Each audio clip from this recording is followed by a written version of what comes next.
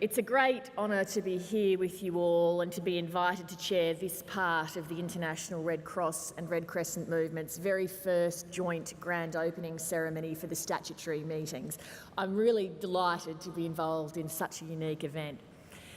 Yesterday at the Australian Red Cross Humanitarian Forum, speakers reflected on how much has changed in the humanitarian landscape in the past 150 years. We heard from some people inside the movement, but also many stakeholders from outside, so that we could get a range of perspectives. Two things were abundantly clear. One, that there are perhaps more challenges facing the humanitarian sector now than ever before. And two, that the pace of change is so rapid in so many areas that the magnitude of those challenges is amplified. The movement's represented here today at the highest levels. This is the largest ever gathering of movement representatives in Australia on the eve of the Australian Red Cross centenary year. It's no small thing to stand here today and to see all of you, almost every country around the globe represented, focused only on what you might do for others, to alleviate their suffering and to assist those in need at times of conflict and disaster, often already among the most vulnerable people on our planet. As I mentioned before, the world is changing rapidly.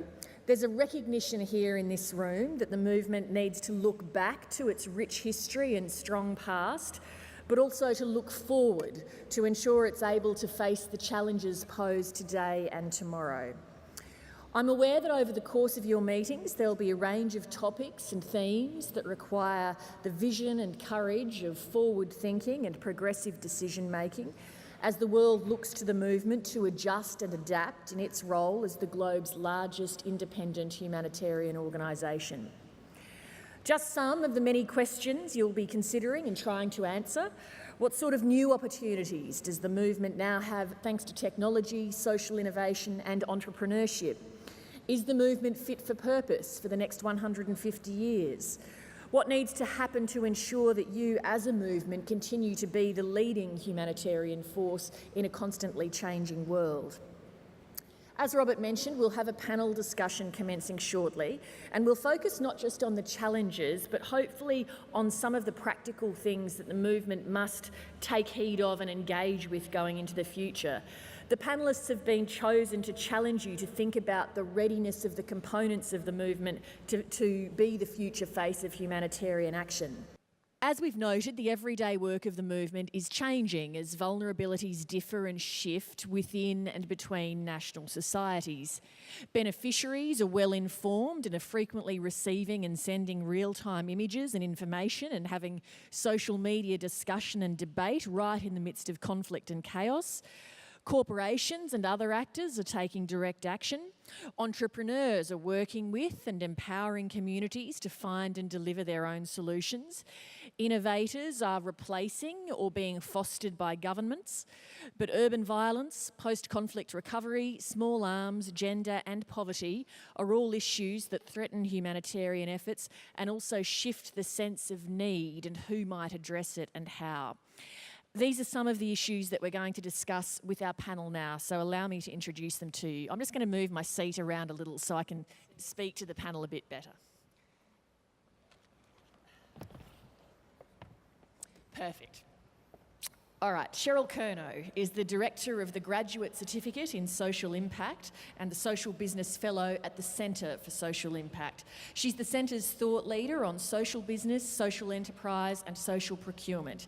She's also the Chair of the Fair Trade Association of Australia and New Zealand, a position she's held for the past 4 years. She's one of the Australian National Trust's 100 National Living Treasures and is very well known to most Australians as a former federal politician, including a period as leader of the Australian Democrats. She also held various shadow ministries for the Labor Party from 1998 to 2001, including Treasury, Employment, Indigenous Affairs and Women's Policy. Samar Hadid, next to her, has been the Australian Youth Representative to the United Nations, highlighting the voices of Indigenous and vulnerable young Australians, as well as promoting youth work in this country. Samar began her voluntary work as a member of Bankstown Council's Youth Advisory Committee. She was then a member of the National Youth Round Table, working on promoting cultural understanding among young Australians, and was a delegate to the Prime Minister's 2020 Summit, where she pushed for greater support for migrant communities.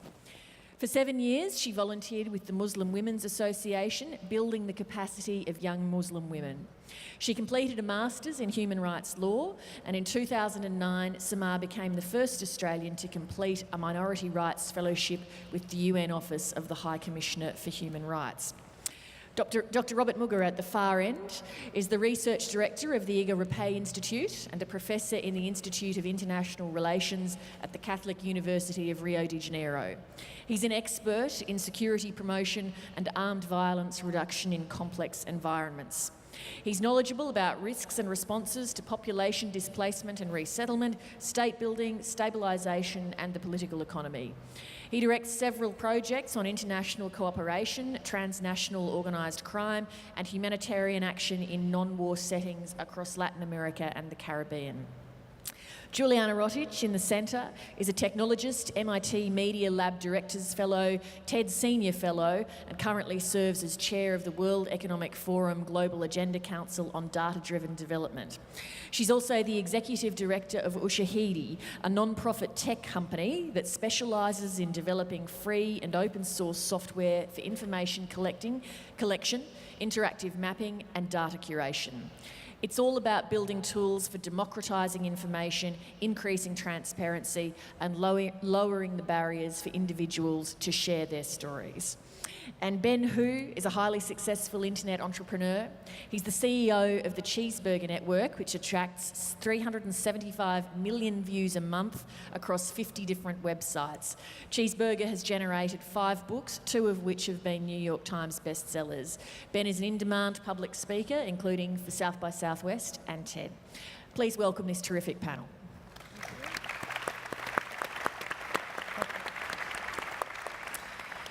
Now, firstly, I know I've given those broad introductions, but if I can, I want to start by getting you all to give us a sense practically of what you actually do in order to try to stimulate creative thinking in members of the Red Cross Red Crescent movement in their discussions over the next few days. So, Juliana, I'm going to start with you. The 2005 World Disasters Report stated that information saves lives and is just as important as food, water and shelter in an emergency response. Is that the case, or is it being overstated in your view? And how does your organisation practically try to maximise the spread of information? I would say that I wouldn't say it's overstated. I think perhaps the opportunity could be overstated a little bit, but so with Ushahidi, we see that as a very important facet of communications today. The flow of information has to be bottom up as much as possible, and we focus on building the tools to make it so. I'll give you a quick example of why this is the case. This is actually from a recent experience in Nairobi. So just before I get to that really quickly, we are, not only as an individual but also as an organization, we are in awe of what the Red Cross movement has done, and we're humbled by the inclusion in this important conversation. And one of the ways that we saw the Red Cross work in conjunction with us was during the recent Westgate attacks that happened in Nairobi. So it was a very traumatic, tragic situation where a mall, which is a popular mall where some of our staff, in fact, the family of one of our colleagues was stuck in the mall. Luckily, they were able to be rescued. But at the front line of that response was the Red Cross. And we were in contact with Red Cross representatives in Kenya, and we wondered, what can the tech community do? So they gave us some pointers. We quickly geolocated the locations of blood donation So we created blooddonationkenya.crowdmap.com for the Red Cross, and it provided a quick map where people could find the places where they could donate blood. So I think the information that people needed around Westgate, I think came around one, people wanted to know, are you okay? So for small teams that were operating in that area, or even families, we realized that that flow of information was not as efficient as we would have liked it to be. Even for the Ushahidi team, in how we were communicating, we did not have a good way of checking in with each other. So within 48 hours, we created the Ping app, which it is now open source and available for use by small teams of responders, and also small teams of organizations and teams and families. So to wrap it up, Ushahidi is really about looking at the way information flows and making that process as efficient as possible, because when something happens and you need to find out whether your loved one or your colleague is fine, it's useful to have tools that can help you do that as quickly as possible. So give us some practical examples of, you mentioned, of course, sort of mapping the location of blood banks. Just give us some other practical examples of the other sorts of things that Ushahidi does. So Ushahidi we turned 5 years old this year. The work that we've done spans from 2008, from the post-election violence in Kenya to the Haiti earthquake response, where we were able to crowdsource information and create a map that helped to and worked with other organizations. We collaborate with others. Tech is only just a small percentage of what's needed. And since then, the platform has been used for different uses around the world in more than 150 countries, and it's been translated into 33 languages. So it's very global, very versatile, and very open source. So from crisis response type deployments to elections type projects, like in the case of Kenya. I know that one of the things that concerns people within the movement in the use of new technology is verifying information that comes through. How do you do that? Because you say you're relying on crowdsourcing. How do you know that you're getting correct information? So there's a mix of techniques. So there's the idea of bounded crowdsourcing, in which case you're using field agents or field organizations. In projects that Ushahidi is involved in, we partner with organizations that have specific pre-trained agents who can confirm, so that you can see the tweets that are coming from a certain area or the reports coming from a certain area, and then you can corroborate that with a known source. So it's a mix of unbounded crowdsourcing, which is taking in information from the different public channels and different public sources of information like Twitter, Facebook, and other sources, and corroborating it with known people. But the key to verification and response is collaboration with other organizations. You mentioned that in the wake of the Westgate Mall violence that you were working with the Red Cross.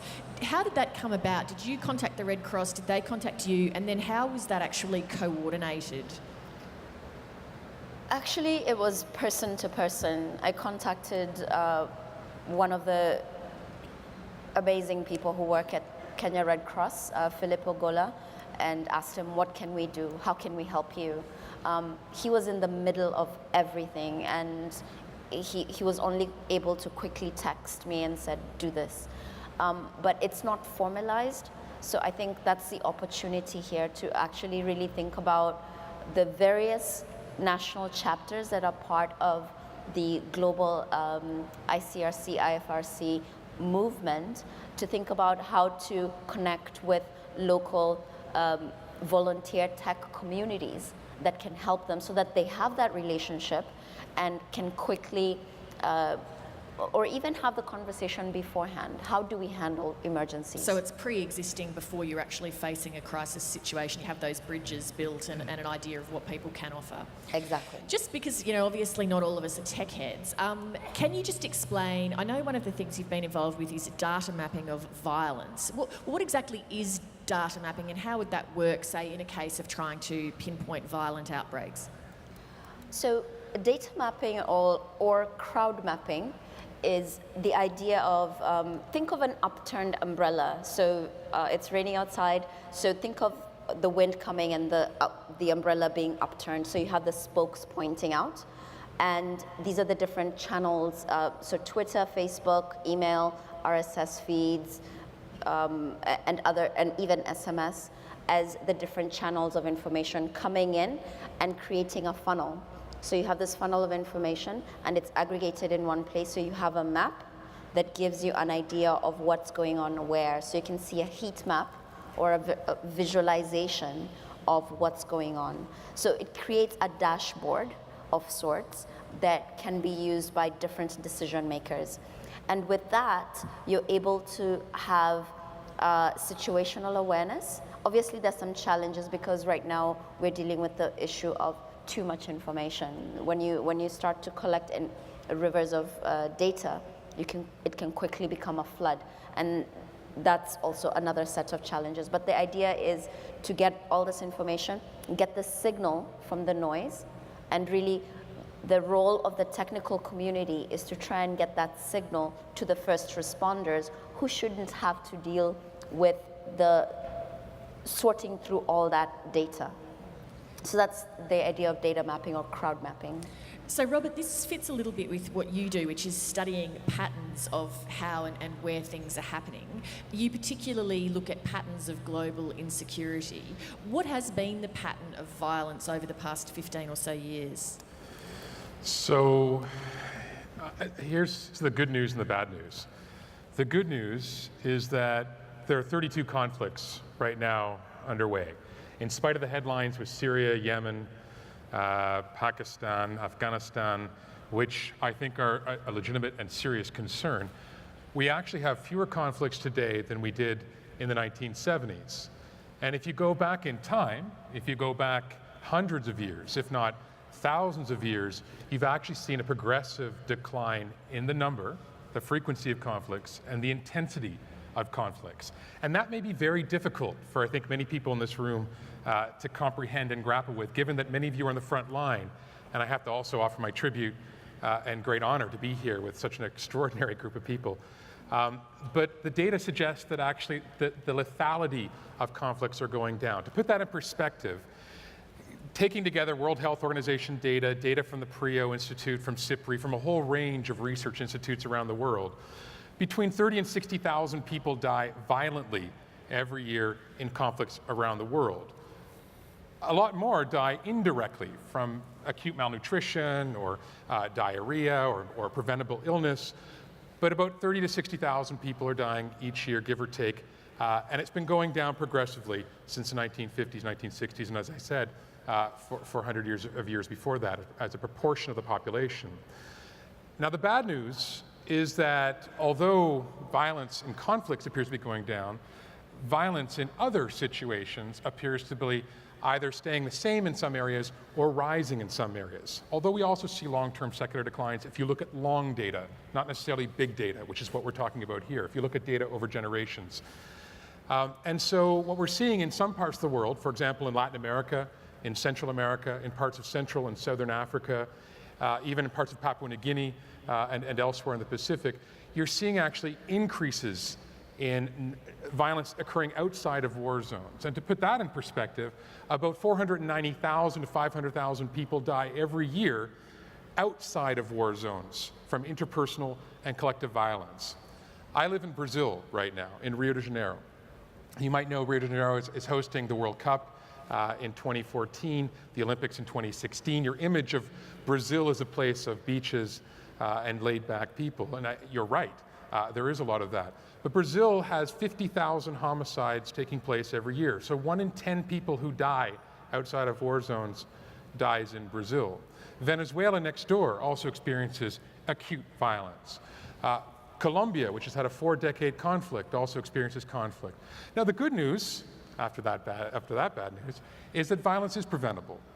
Both collective and interpersonal violence is preventable. And I think we're seeing some movement by the IFRC, by the ICRC, in trying to engage that kind of violence. Are we using the right tools to address it, and how do you even begin when it can be just personal one-on-one level of violence? Well, I think it's a very good question. The first I think, challenge for everybody is really starting to get a handle on diagnosing what are the dynamics of violence. Are we looking at episodic and acute forms of violence? Are we looking at collective forms of violence? Are we looking at interpersonal violence? And that's the first challenge. And I think one of the great deficits, I could say, of the humanitarian community as a whole, I was told to be provocative, is that they've had difficulty diagnosing issues of violence and getting their heads around longitudinal, temporal, spatial trends. And with this revolution in technology, be it through Twitter or Facebook, or even through passive searches off Google or other search engines, I think we're starting to see a bit of a revolution taking place also in the humanitarian sector to begin to diagnose, and I think that's the first step. The second step is also to recognize how it aggregates and how it concentrates. I suppose one of the biggest insights I think that's dawning on the humanitarian development sectors in the last few years is the way that violence is aggregating and accumulating in cities, in urban spaces. 2007 was a magical year. It was the year that 50% of the world was believed to be living in urban spaces according to the UN Population Fund. So 50%. Now, in Latin America, it's 80% of the population lives in cities. In Africa, we just tipped to 50%. In parts of Asia, I think it's below 50%. It's in 40 to 30%. But we're seeing inexorably a trend towards urbanization, the concentration of people in the cities. And by 2030, 2/3 of humanity will be living in cities. By 2050, 4 in 5 people will be living in cities. So these are going to be the areas where I think often violence is going to be concentrated. It follows. Where you have people, you tend to have that aggregation of risk factors that generates violence. And I think just to conclude, the challenge, I think, for the humanitarian sector and the IFRC and the ICRC and others is to really come to terms with that urban setting as a nexus or a site for violence, particularly given that humanitarians have had a kind of rural bias over the last 20, 30, 40 years. In fact, since the dawn of modern humanitarianism in the 1940s and 50s. Is it new? I've noticed in the past few days looking at the Philippines crisis, it felt like the looting and the violence started basically before the crisis was even, or the sort of key part of the crisis or the actual point of impact had passed. Is that something new, or has it always been like that? Oh, I mean, I think that typically where you see, Steven Pinker, a Harvard professor, has an interesting idea. And he talks about the evolution, reduction of violence over the last thousands of years. And he talks about the pacification period when basically states started to monopolize violence. The civilizing period as he saw enlightened values. The new humanitarian period in the 18th and 19th century, including with the birth of the ICRC. The long peace and now the new peace. And he talks about the way that violence has been effectively brought under control by states, by how states have exerted the monopoly over the use of force, to use that old Weberian concept. I think where you see the collapse of that state capacity to manage the use of force, where you see deficits in governance, you tend to see that kind of eruption, I think, of different forms of, let's call it random and chaotic types of violence. I would say one thing, though. In Haiti, I was in Haiti, and I've been working in Haiti for about 15 years. And in 2010, in the earthquake, we actually had a team doing a large-scale household survey in Haiti, effectively on the ground within 4 weeks, doing a pre and post, because we'd done surveys in 2009, so we're doing a pre and post. And there was a sense in Haiti that all hell had broken out, that violence was out of control. And I remember the US government was talking about mobilizing the troops, and there was an enormous movement of military actors into Haiti. And the justification for that was that this was a highly insecure area, that the gangs were running amok, that this was acute violence was breaking out, and the 3,000 NGOs that also jumped into Haiti at the same time were facing grave risks. Well, actually, when you looked at the data, when you started to actually interview people and look at the rates of victimization, Haiti was actually safer than virtually every single Caribbean country.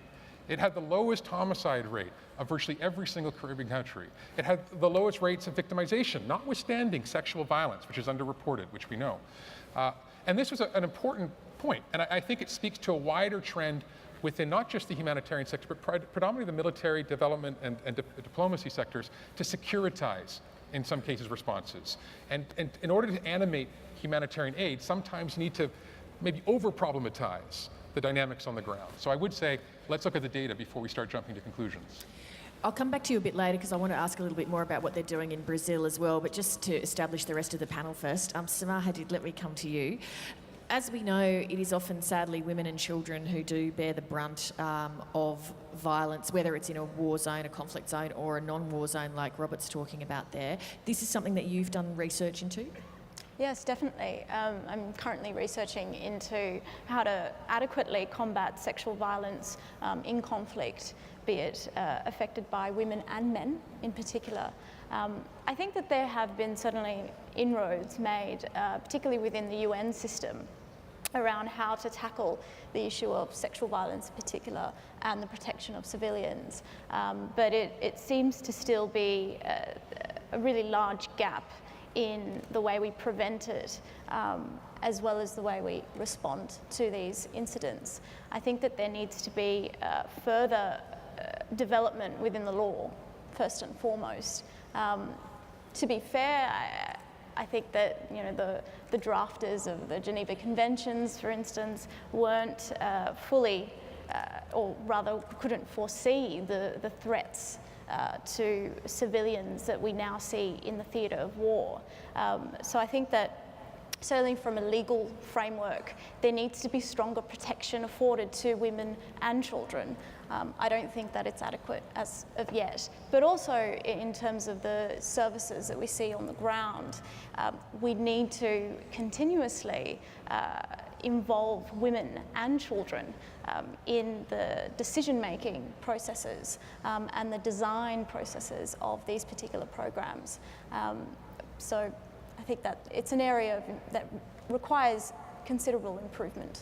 Robert mentioned that there was underreporting of sexual violence. How much of that is a problem then in terms of prevention or programs focused on it? Because if it's underreported, presumably people are not aware of the full extent of the problem. Oh, absolutely. And that is one of the, I think, biggest problems in this particular area.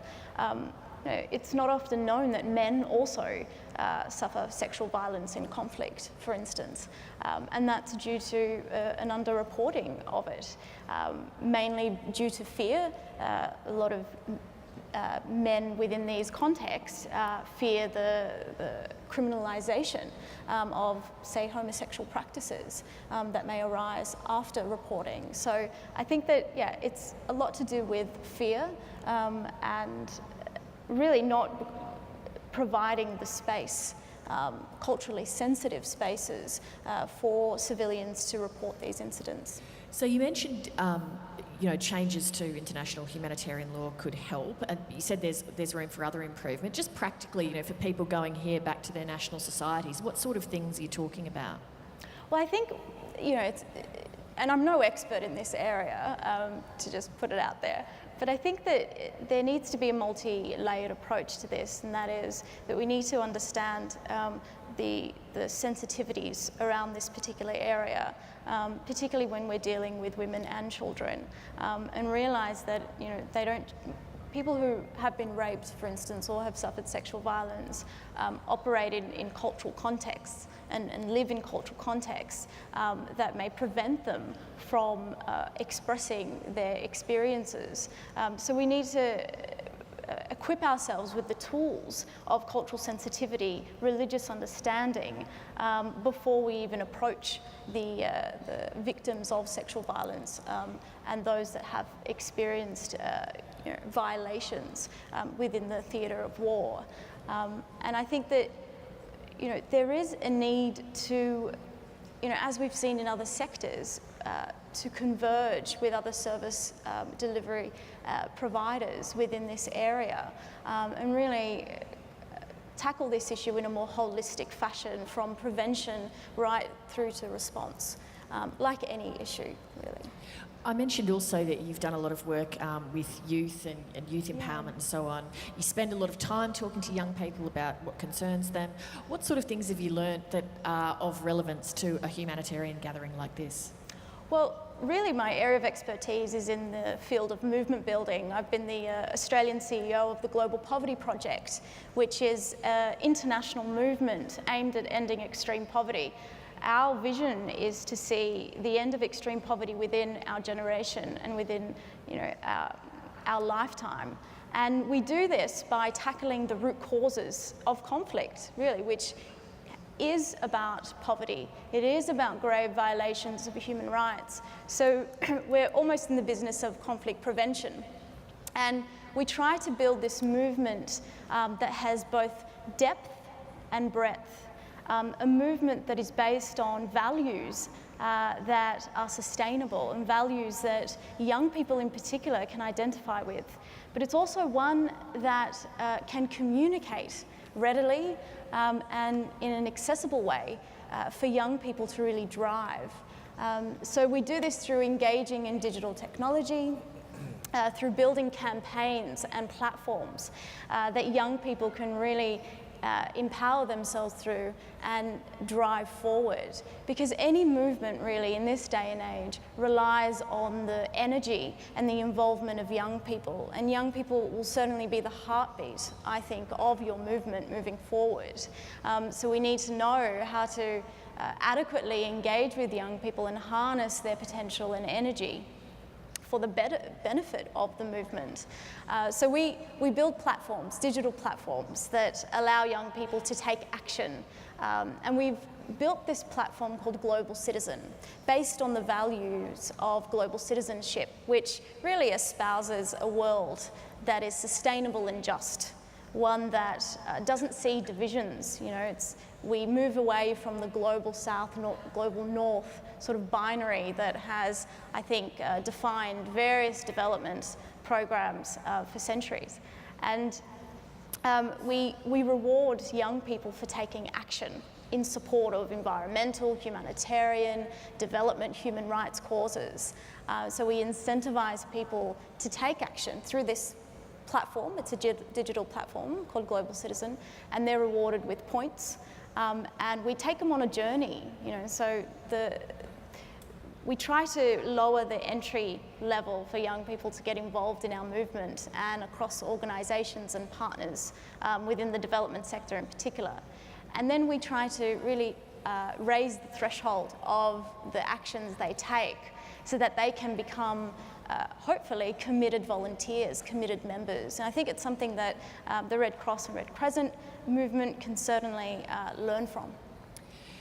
Cheryl, we've heard a couple of, sorry to startle you, we've heard a couple. I thought I was going to naturally come last after the other young ones. We've heard already some of the speakers talk about partnerships and collaboration and things like this, which is very much your area of expertise. How much scope is there for traditional humanitarian agencies like the Red Cross, Red Crescent to broker partnerships with new agencies, private enterprise and so on, and how are you engaged with that? There is scope, but there has to be will. And I'd like to see my role here today as to be a disruptive innovator and to ask you some hard questions about how you can collaborate differently, how you can build partnerships differently, how you can perhaps outsource some of the things you do to these inspiring young people. These are the people that I work with, talk about in my daily life as I like to think, a social change facilitator. There is a critical mass of young people like this, plus Mohammed Yunus and myself of a different age, out there in the world, who see the failure of the big institutions, the big governments, to address intractable social need fairly. That failure is a call to action for doing things differently. I want to ask you, does the way you are structured, the way you are governed, assist or aid your achievement of your mission? How quickly can you adapt to the cultural change that actually resides in the skills of these people, in the fact that the IT revolution has connected us more than ever with our brothers and sisters around the world? So for me, the capacity to build collaborations and partnerships across the sectors. I'm not satisfied that the big corporations can choose to spend their dollars on things that may align with their business objectives. I want them to reach out into different kinds of partnerships that leave a different legacy, because the question for you is, what is the legacy of humanitarian assistance and aid? Is it short-term, quick fix, move on to the next area of need? Or is it about leaving a lasting legacy of empowerment, economic self-sufficiency, capacity around building homes, etc.? But it resides in the culture of your movement and organisation. How quickly can you recognise a different call to action, a different set of skills, and the capacity to move across boundaries? We have engineers without borders, we have lawyers without borders.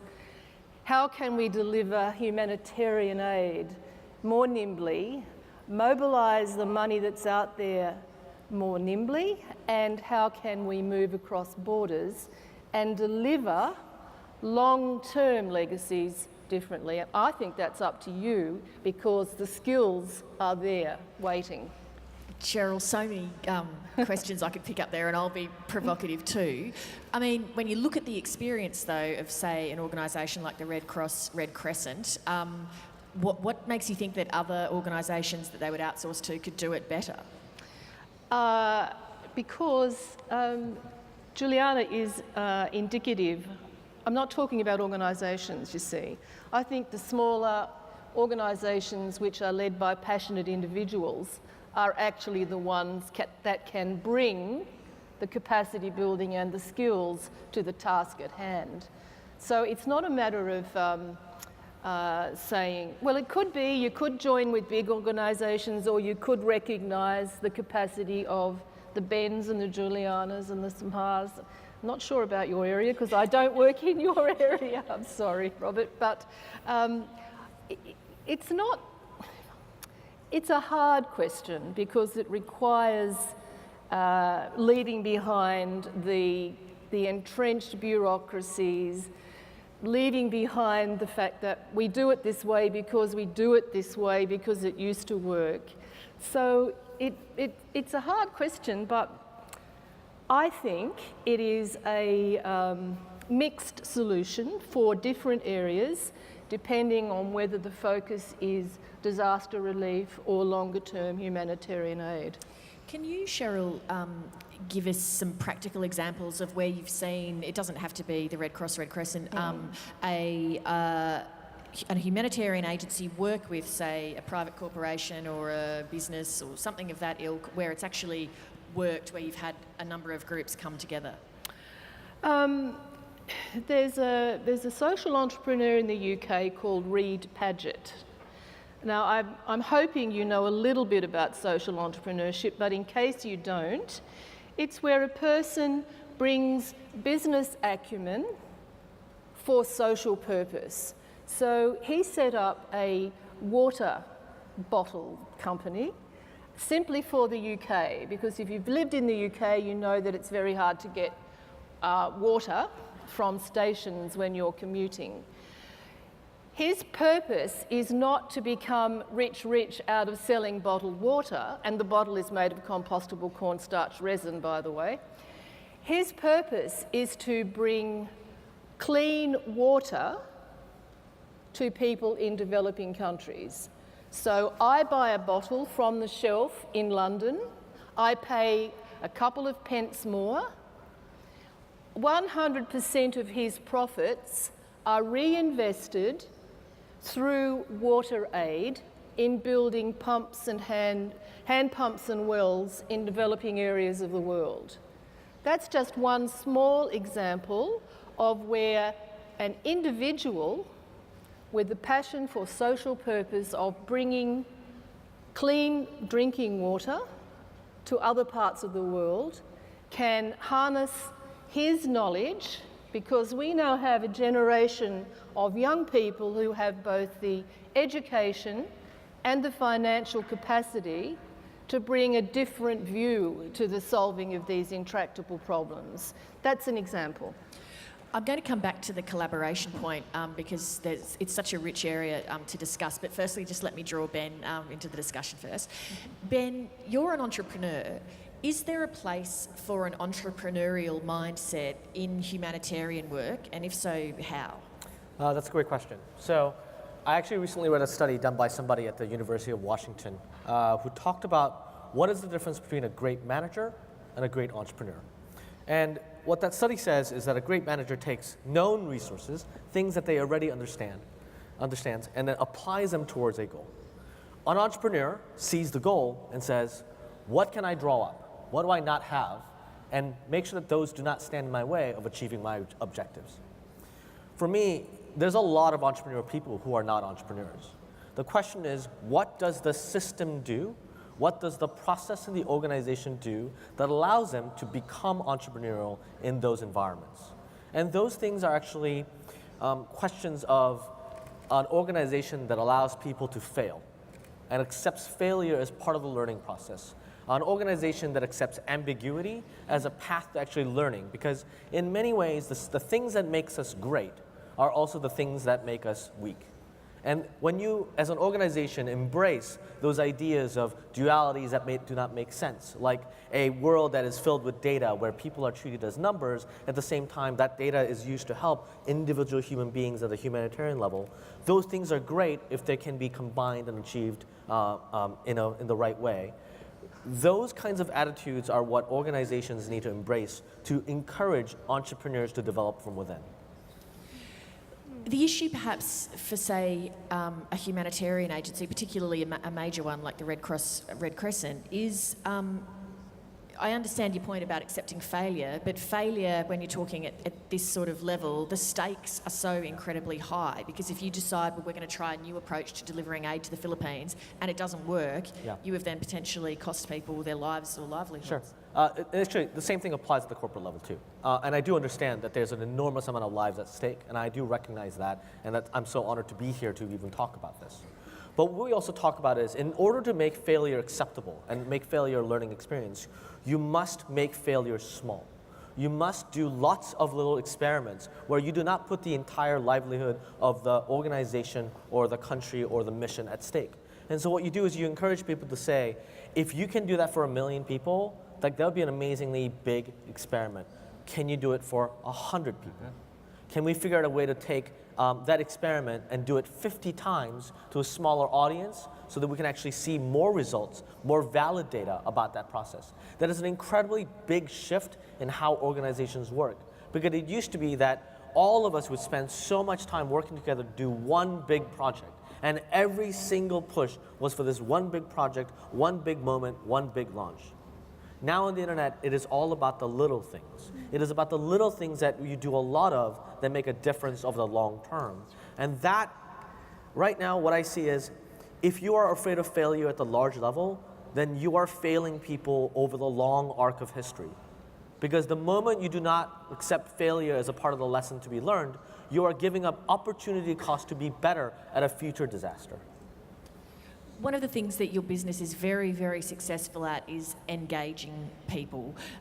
What sort of things have you learned working in your space that could perhaps be useful to people here in terms of trying to engage not just their existing, I guess, audience, for lack of a better word, but to attract new people to what they're doing?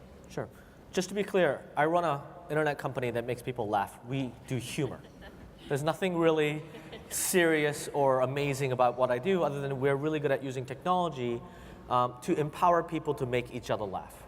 And one of the big macro recognitions that I've gotten as I've been CEO of this company for 6 years now, and I've started another company, is that at the macro level, we are moving away from a world of hierarchies into networks. That the power of the network is actually taking authority away from hierarchies, and it's not that hierarchies will go away or that they are bad. It is that the opportunity for future progress lies more in the acceptance of networks, of peers.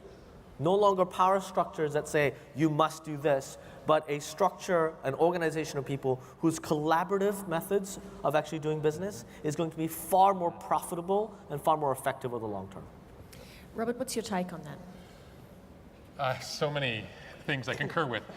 I mean, I think one of the most interesting points I'd say is that we live in a world right now where a single programmer with a little digital savviness can make extraordinary transformations. And I think just to follow on from this point, abhor vertical, siloed structures of power, embrace horizontal movements, and navigate and understand power and how to disrupt power. And so I'm living in Brazil right now, where we've had some of the largest protests since the 80s in Brazil. Millions of people in the streets, led predominantly by young people who've worked in networks and networks of networks, and who are destabilizing, in a way, the existing hierarchies and systems of power. And I think that's really, in a way, a wake-up call. Not just for Latin America, where 60, 70% of the population is wired, and where 80% of the population has mobile phones, but it presages potentially what we're going to see in other parts of the world as well. The one point I'd make is I'm a neophyte when it comes to technology. I'm a development economist and got drawn into tracking guns around the world because I tried to do development economics and I kept finding guns everywhere I went. And it was a bit distressing. So I helped set up an organization to track guns in 120 countries or so. That was my old life. But more recently, I was approached by Google Ideas, which is the foundation of Google, to help them think about visualizing very complex networks, in this case, the arms trade. And so as a neophyte, I sat with a bunch of programmers and we designed, using a simple open software platform called WebGL, a global database of all the arms trafficking around the world since the early 1990s, which got several million hits, I might add, last year. From that, we started designing new Android applications for mobile phones to provide to police, in this case, community police, in places like Brazil, but also in Nairobi and parts of Cape Town, simple Android applications to record audio and visual feed of everything they do in the course of their day. That then gets stored up in a cloud. It can be used for after-action reports, but it's a way of promoting accountability and oversight over the providers of security. So it's a bit about guarding the guardians, as well as trying to promote more and more profitable and more, I would say, progressive interaction between police and citizens. So my only point being that as a researcher, somebody who's very much in that mold of long-term studies, taking years before you see the light of day, having now to transform myself, I'm not that young, having to transform myself into somebody who now knows how to take technology, works with some smart young people, and essentially iterate very rapidly, ship it out, and then iterate some more. And this process, I just want to emphasize that point, isn't something that's only the preserve of young people working in small tech companies. This is something that I think a lot of organizations can bring into their capacities and not think of it as an add-on, but think of it as one of those central components of the organization itself. And that's a really hard shift for, I think, people to make. It used to be that IT was something in the back room, and we all knew they had a lot of power, and they managed our computer systems. But now we have to understand IT as being very much more central to what we do, and not be terrified of it or scared of it, but recognize that this is something that is becoming easier and more accessible and more democratic every day. Juliana?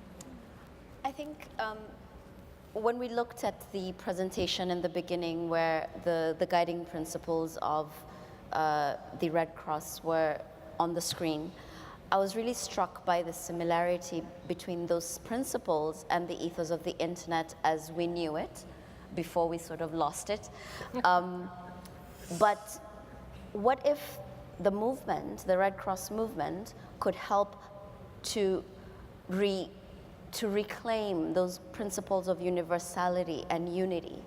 And this is how: by turning to openness. Like he described, working with the communities, working with the people in your community. Even nerds want to be humanitarians. Digital humanitarians or volunteer tech communities, they can be part and parcel of exploring what this universality or unity is. And that means that organizations really have to think about openness from a very fundamental level. Openness of the community, openness of communications, and even openness of the software, because you are not going to be able to iterate or change anything if you're looking at a closed, not only closed source software, but a closed way of thinking. So I think, what if the Red Cross movement could help us reclaim the internet that we lost, or at least the ethos that clearly is still embodied in the Red Cross, but with NSA, PRISM, and all these things, the internet is also changing, and there are also many, many challenges there in terms of the culture that's I don't know, maybe you I could actually add. I have something to add here. Thank you for that, because one of the things that the developed world is doing terribly is exportation of intellectual property restrictions upon the developing world. And so these countries who've spent the last 50 years developing new technologies and turning ideas into property have now then instituted by trade agreements those same protections of their intellectual property all over the world. And so what happens is, if you are developing in Africa and all of a sudden you've got an amazing invention that works in your locality, you might actually end up being sued by a company around the globe because somebody else had a similar idea in the United States, even though that idea would never actually work in Africa. These kinds of restrictions are really devastating for new technology foundations and centers of development to actually emerge all over the world. And it is going to be continually a driver of inequality instead of a driver of equality. Samar, what's your take? Just two things here. I think that we shouldn't also underestimate the power of mobile technology. You know, the internet is obviously a necessity in this day and age, but we're also, you know, talking about a movement that covers developing countries that does suffer a digital divide and doesn't have the accessibility to the internet, you know, as we do, perhaps, in the global north. So I think that we need to also look into the power of mobile technology to mobilize and to really enhance the efficiency of service delivery. But also look at collaboration as well, just to touch upon the point of collaboration and partnerships. I don't think that the Red Cross or Red Crescent movement needs to necessarily undertake this radical reform in order to innovate. I think that you can look at collaboration as finding synergies with other organizations, institutions, corporations in particular, that can provide the tools that are lacking in your particular movement or institution. Something that we did at the Global Poverty Project was push for mobile technology corporations to provide better access to mobile phones, to health workers in sub-Saharan Africa, to improve their service delivery. And that has created immense change for those health workers. We didn't necessarily take on the task ourselves, because that's not our purpose, but we harness this and leverage this partnership that would create social good. And I think that's what Cheryl is really referring to when we talk about innovative collaborations. Cheryl, on collaboration, Juliana mentioned before, you know, the Red Cross's unique values that it very strongly believes in. And listening yesterday to people speak, it's very clear that the Red Cross believes that to be effective, it must jealously guard the principles of impartiality and independence. Once you choose to work with and collaborate with other organisations, how do you then protect your own values? Because say if you've outsourced something in the field to somebody else who doesn't share those values, they are then your representative, are they not? Yes, well, that's why you have to pick your partners very carefully. There has to be a values alignment or you'll be in big trouble, in my view. Longer term, I think, yes, your values are really important, but so is demonstrating, as in ways of measuring, the social impact of what you are doing and leaving behind. And that's where I think, again, young people are at the forefront of developing new tools for measuring social impact. I think that the way the world of humanitarian assistance is working is at the political level, there are a lot of governments imposing political agendas and strings attached and saying, we want demonstrated evidence of what's been done with our money. But that can be a good thing too, because it enables organisations like the Red Cross to better understand from the things that they are doing, which things are working really, really well and could be replicated elsewhere in the world. I also think that verification and transparency of results is really important. And I think that also it is possible for collaboration to happen within house, so that parts of the Red Cross and Red Crescent to actually promote the socially entrepreneurial staff they already have within them, and to support their capacity building to work with field agents who share their values across the developing world. I look, for example, while we're thinking about the Philippines, I met a remarkable young social entrepreneur called Iliac Diaz from the Philippines, who looked at the massive plastic debris which people like us were leaving as a legacy of our visits. And he, as a social entrepreneur, spotted a new use for that plastic. And he developed the Liter of Light project, where he used the top of bottles to put in roofs to actually bring, and a bleach solution, to actually bring light to those who didn't have it. He also developed, in conjunction with local people on the ground, the capacity to turn that plastic into buildings. He didn't just leave behind these new schools, he actually left behind trained individuals who could replicate the building, who could make use of a formerly unused resource, something that we throw away, and his model is now being looked at being replicated elsewhere in the world, because he spotted and acted on an infrastructure gap, and he didn't wait for people to come in with the modern tools of building and all of the time that that takes. And I think that there's huge opportunity in humanitarian assistance to rethink the way housing is delivered post-disaster in post-disaster areas. Robert, can I ask your take on the question I asked Cheryl a second ago about values and the Red Cross, Red Crescent's desire to preserve its values, particularly impartiality and independence, and how that fits with doing collaborative work? Yeah, just one small point. I was just reminded about your point about results-based management, which, just one caution. I think it's very important that the IFRC start devoting more energy to measuring outcomes and results, particularly as resources become more scarce.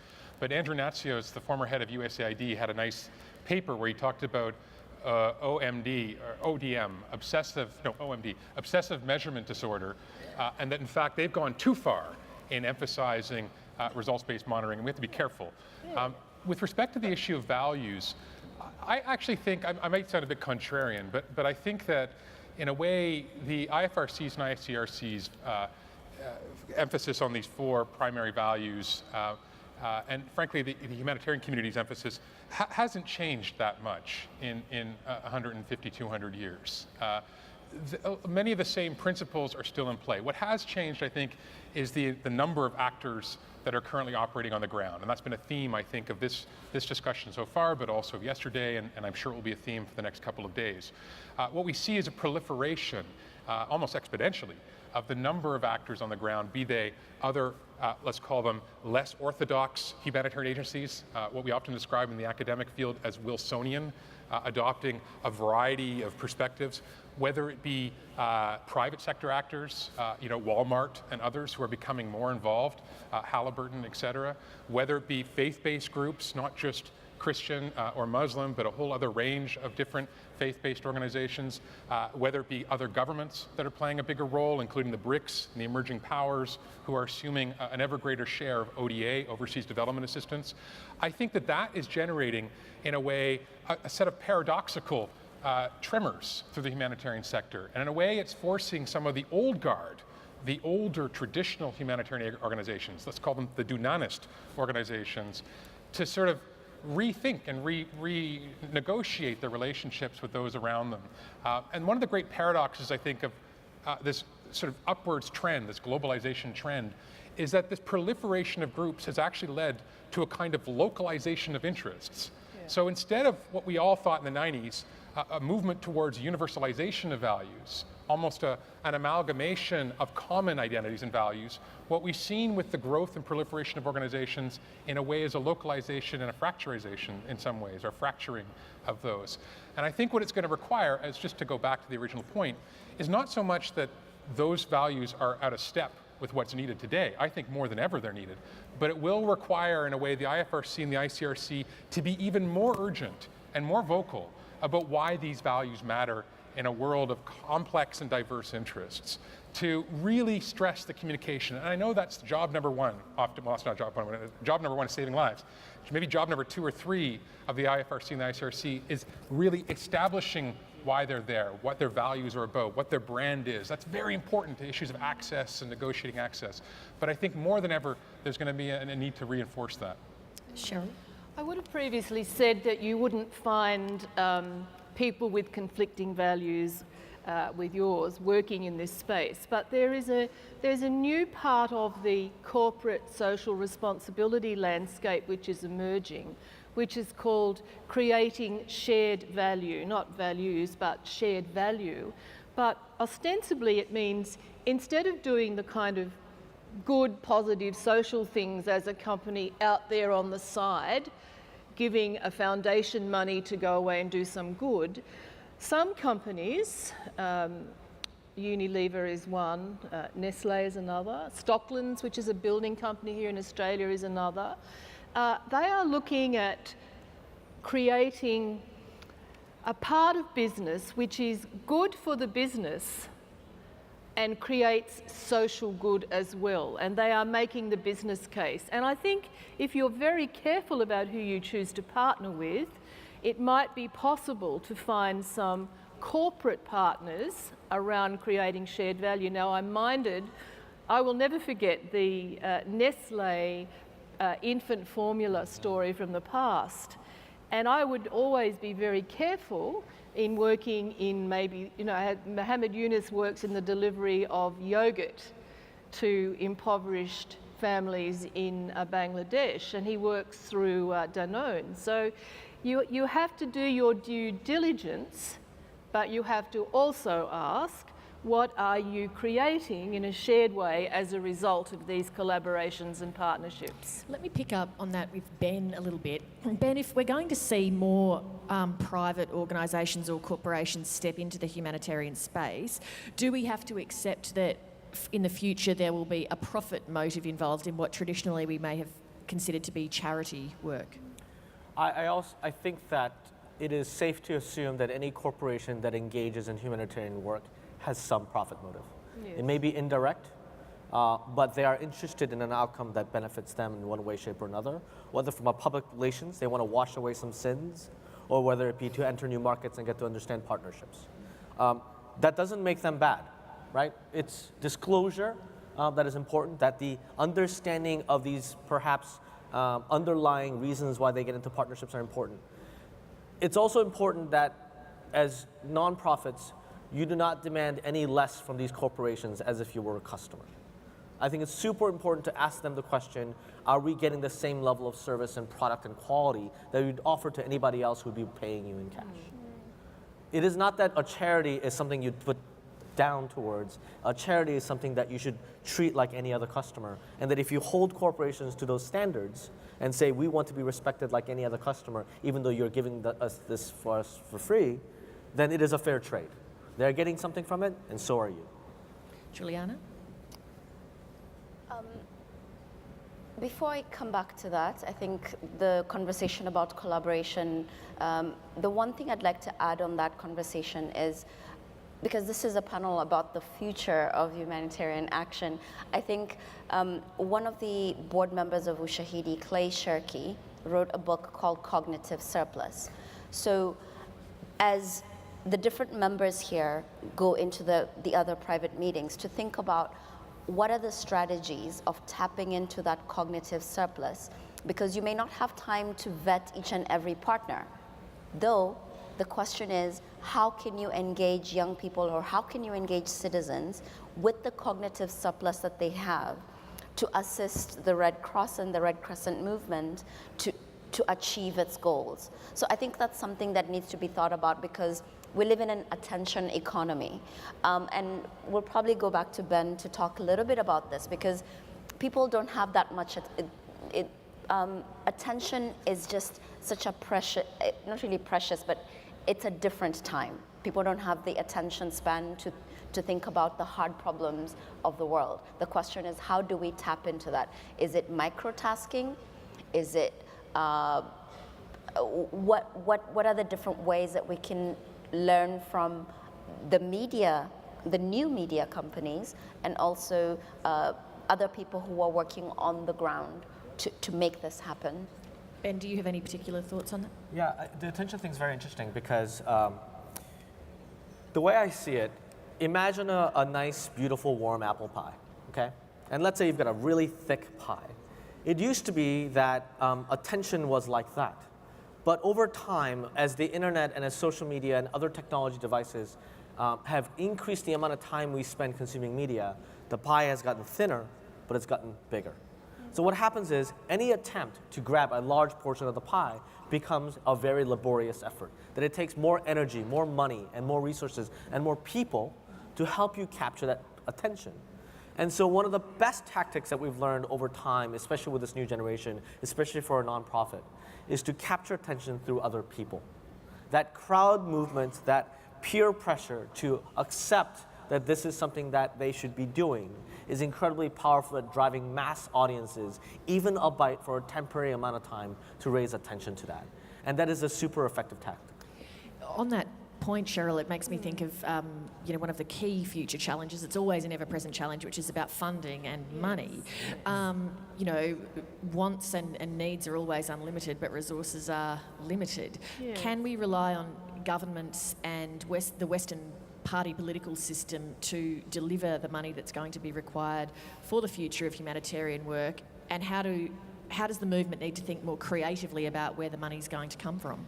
Yes, no, I don't think we can rely on them. I think we can rely on a response to immediate disaster need, relief need, but for the longer term, the humanitarian assistance budgets are the ones that are easily cut in Western democracies, or we've seen in Canada and we've seen in Norway, where the budgets are tied more to commercial and foreign policy realities of those countries. But there's a lot of money out there, and I think the fact that Juliana said you can create an app in 48 hours to provide an opportunity to respond is part of the answer. I think globally we need to look at what do we do about verifying crowdfunding, how do we give it legitimacy in various jurisdictions, but there's also a whole global movement now about impact investing, which is bringing what was previously venture capital to a lower rate of return, a financial return, and a higher rate of social environmental return for the investor. There are trillions of dollars out there, US dollars out there at the moment, ripe for engagement. And there's a new vehicle called a social impact or a social benefit bond, which brings to the table government, social purpose investors, and big or small organisations who have expertise in areas of particular social need. So in the UK, this social impact bond is around reducing recidivism. Other areas in the world are looking at reducing homelessness. It has great capacity. It's doing what you said, Ben. It's doing a small pilot to start with, but already people can see that it has much to recommend it to at least try it in their country. So New York City has one, and here in Sydney, our state government had the second version in the world, which is looking at the needs of dysfunctional families and recidivism. These are Western world problems, I know, but they have the capacity to demonstrate the socialising of risk, bringing different parties to the table around an intractable social purpose, and looking at new ways of demonstrating the capacity of this new vehicle to bring money to the table. Just in summary, before we're out of time, listening to all of you speak today, I just want you each to comment on this and, tell me if I've got the right end of it. Is what you're saying that basically the future is local empowerment, community empowerment, that bottom-up driven engagement, and that large organisations like the Red Cross Red Crescent movement that traditionally perhaps have not been equipped in that regard need to get on board with that if that's how they, if they want to be equipped for purpose in the future. Juliana first. That's absolutely right. And to add on to that is just to really think about from a local level and even from a global level, are you operating in silos? Or what are the systems and processes to break down those silos so that openness can be a guiding principle? Because that's how we're going to, that's how we can get back to those qualities of unity and universality. It's not just in operations, it's in our choices of the software that we use for managing our volunteers, it's in the software that we use in managing the data. Obviously, there are going to be very important considerations around personal data and making sure personally identifying information is kept, that is respected. However, the opportunity in acting in an open manner is, I think, way more empowering, because we're learning that closed systems just don't give you the scale or the impact, and is not an invitation to participation and community as what you would get with open source ethos. Ben, a closing comment? I think one of the ways that you can see that the world is progressing is that we continue to value more and more human capital over actual physical resources. That the impact and power of human beings becomes more needed and more scarce, and that's actually a good thing. We talk about three things at my company, Cheeseburger, to empower people. One is autonomy, one is mastery, and the third is purpose. Autonomy, mastery, and purpose. IFRC and all the societies have a very clear mission, and that gives people purpose, and I think it is beautiful, I think it's well tested, I think it's awesome. The remaining two items of mastery and autonomy are super important in order to get those people to give us your best. It is one thing to have resources and have people and pay their salaries and have volunteers. It is another to give them the environment in which they can actually be at 100% of who they are. That takes a lot of openness, a lot of trust, a lot of data, a lot of allowing people to fail and embrace the idea of who they are. It's going to take a lot of shift in organizations to get there. And not every organization will get there, but I think that striving towards getting 100% or even more out of every single individual by creating an environment that can do that is going to be essential to any organization that is resource constrained. Samar? I think for me, the most important issue here in terms of building your movement is how you will harness and engage with young people. They are the future foot soldiers of your institution, after all. And so the question for you is, how will you engage with this group, this new generation of very tech-savvy, digitally connected young people who are also very much purpose-driven and are aligned with these humanitarian values. So how will you really draw on the potential of these collaborations, these new spaces, and also really communicate and sell your values, because it's certainly something that will appeal to young people. Cheryl? I see one of the important futures of the power of humanity residing in individuals who have the capacity to empower communities and to build networks, to use mobile technology, and to leverage money more nimbly and intelligently than the entrenched bureaucracies of the past. And whether we like it or not, if we're going to sit around and wait for the United Nations and national governments, we'll be waiting for a long time. And these people are going to assist international movements to achieve their mission, in my view, in a much more compelling and immediate way. Robert? Yeah, I think that what might be interesting for the to think about is this point that I think has been a thread throughout the discussion, which is about impact and about measuring and in a way selling impact. I want to take the point of the presidents that one must be humble about the contribution of the IFRC and the ICRC to this extraordinary complexity of challenges that are being faced.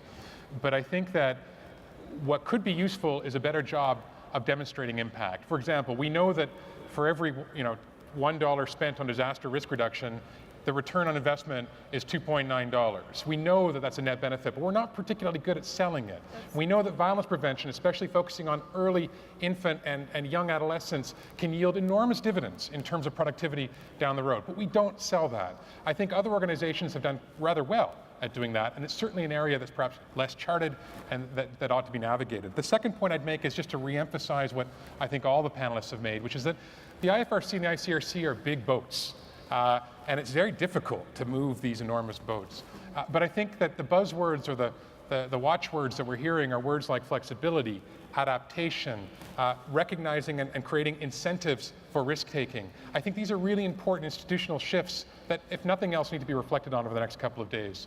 And the final point I'll make, I suppose, is again a theme that was really repeated here, which is that we are facing the democratization in a way of technology and information.